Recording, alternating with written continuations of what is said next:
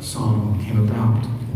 She talks about how she was working in the church as a worship pastor. She'd been doing that for 10 years. In fact, she talks about how she grew up in church and loved church. She said, I was the kind of kid that loved church so much that my parents would threaten to ground me from church in order to get me to behave. She just loved being in church. She loved working for the church. But without going into specific details, she then says that some things happened while she worked for the church that hurt her deeply, that rocked her faith, that caused her to doubt her calling as a pastor. And you know something, family, I don't think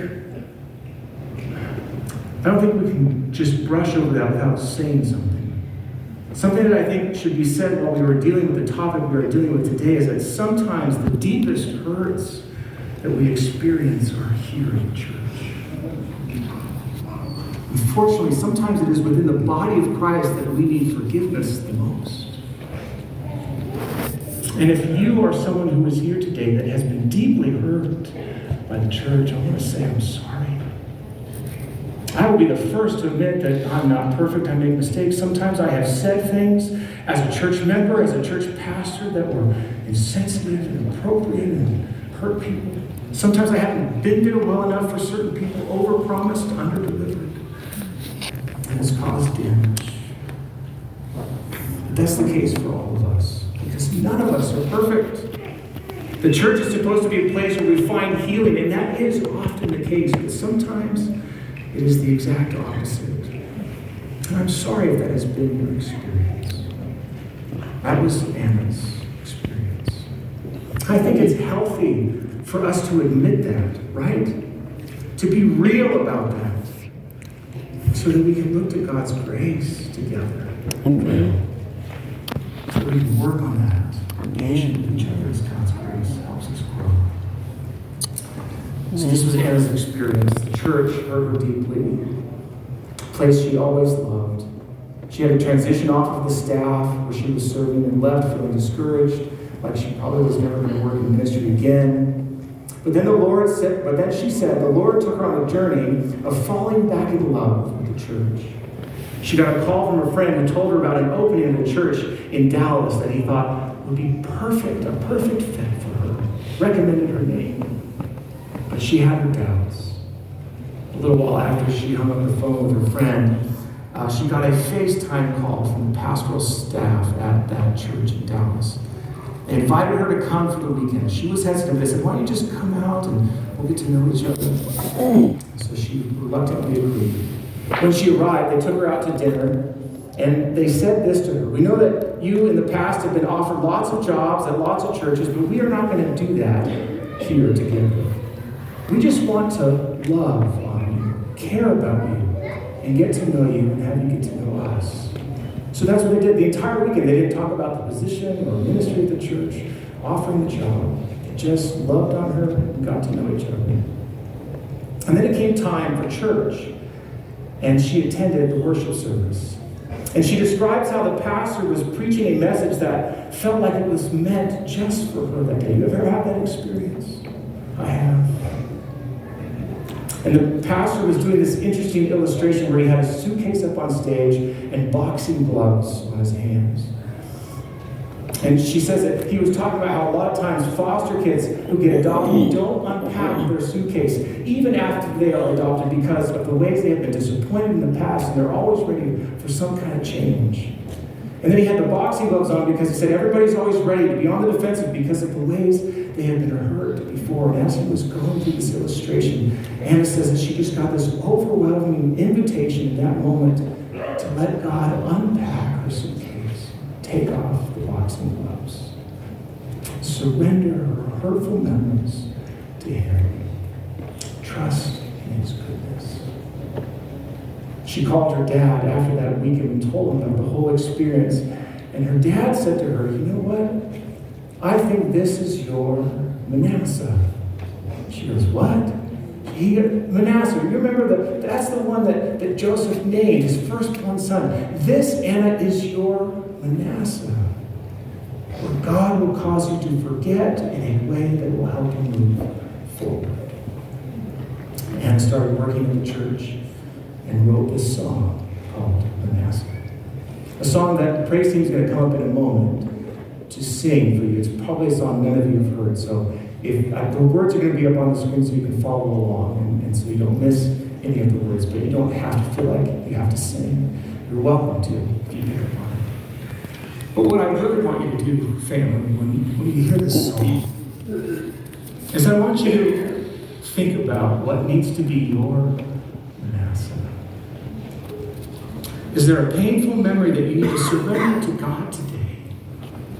Have you been memorializing the misery more than God's goodness, and you need to unpack the suitcase and take the box of those arms and say, Lord, here, this is surrendered to you. And please, I do not want this to come off as gimmicky or inauthentic when we do this. In fact, there's a detail I didn't mention that should be mentioned from chapter 41. It tells how old Joseph is, right? That he is 30 years old. This is 13 years after being sold into slavery. This kind of surrender, this kind of healthy forgetfulness and forgiveness does not happen overnight. It's not going to happen just in a moment when we sing a song after a sermon. Either I understand that. But maybe it can be a step in the process. I want you to think about, as we sing this song, what needs to be your Manasseh. Amen. Amen. Forgiveness. Moses and the son. Yes. Manasseh.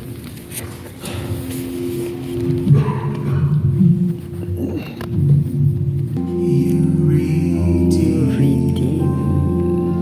the innocence that's stolen. You return the years I thought were taken. You are rebuilding every broken home inside my heart. This is my Manasseh, cause you caused me to forget. Goodness washes over all the pain of my past. This is my Manasseh, caused me to forgive.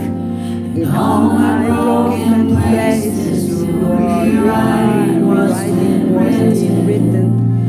Thank you for Manasseh. Thank you for Manasseh. And you fulfill every facet of my purpose in the waiting. When the silence felt so useless, you changed me. You traded all my traumas for advantages of grace. This is my Manasseh. You've caused me to forget. Your goodness washes over all the pain of my past. This is my Manasseh. You caused me to forgive. In all my broken places, your rewriting was being written. Thank you for Manasseh. Thank you for Manasseh. This is my Manasseh. You caused me to forget. Goodness washes over all the pain of my past. This is my Manasseh. Caused me to forgive. Caused me to obey all my broken promises. Rewriting was being written. Thank you for Manasseh. Thank you for Manasseh. you for Manasseh. Manasseh. Amen.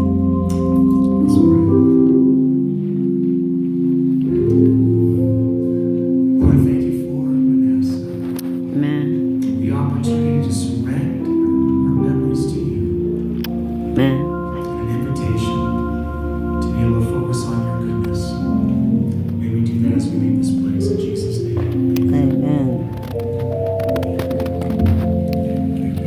Amen. And thank you for Manasseh to important forgiveness.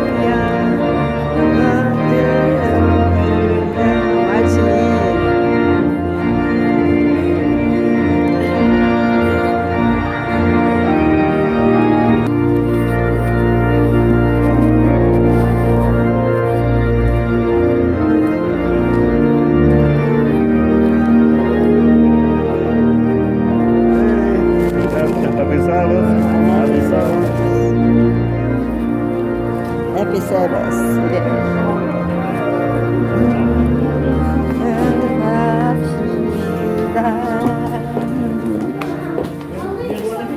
아멘.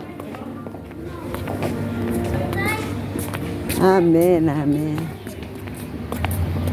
예. 므낫세, 모세의 큰아들. 예. 그동안 모든 힘들고 어려운 고통을 다 이겨준 큰아들. 용서라는 개념을 알게 해줘서 감사합니다. 아멘. 다 끝났어요. 하나님이 우리는 아니라 그것을 다 이해 못하지만 남을 용서한다는 것이 쉽지 않습니다. 세월이 뭐 10년, 20년, 50년이 흘러도 쉽지 않겠지만 하나님은 그것을 가르쳐 주시고 하나님이 그런 경험을 당하셨잖아요. 아담과 하와를 이 아름다운 세상을 만들어주고 자기 의지로 하나님을 순종하기를 바라고 사랑으로 사람을 대하고 해주라고 했는데 사실은 하나님이 사랑하는 거를 법으로 생각하고 하나님을 오해하게 만드는 하나님은 우주를, 세계를, 지구를 만들고 인간을 만드시고 하나님의 노예로 삼으시련다 하는 그런 오해를 하게 하는 이 세상 살아보니까 그래. 싸우고 다투고 미워하고 병들고 아프고 이별하고 그래서야 조금 깨닫는 우리 인간들입니다. 용서의 개념을 오늘 배웠습니다. 므낫세를 통해서 모세도 용서 아니 야곱인가? 아니요 요셉의 큰아들 주신 것을 내 고통을 이겨냈다 하는 그런 의미의 마지막 찬미가 아주 그 목사님께서 직접 부르시고 하셨는데 참 감명이 깊습니다. 하나님의 용서하심을 우리가 조금 이해할 수 있는 것이 요셉이 형제들한테 그렇게 힘들게 어려움 속에서 결국 이겨내고 큰아들 므낫세와 둘째 에브라임 행복을 알게 해준 아들을 통해서 우리 하나님의 사랑하심과 용서하심을 성경을 통해서 성경의 인물들, 또 우리 이제 가까운 가족들, 일가와 친척과 친구들, 직장에 또 교회 교우들과의 관계 속에서 배웁니다. 우리도 감사합니다. 좋은 또 한 주일 5월 말입니다. 2024년 5월 말은 또 며칠이 후면은 이제 또 지나고 6월이 되겠네요. 방학이 되고. 감사합니다. 좋은 하루 되세요. 좋은 2024년을 보냅시다. 감사합니다.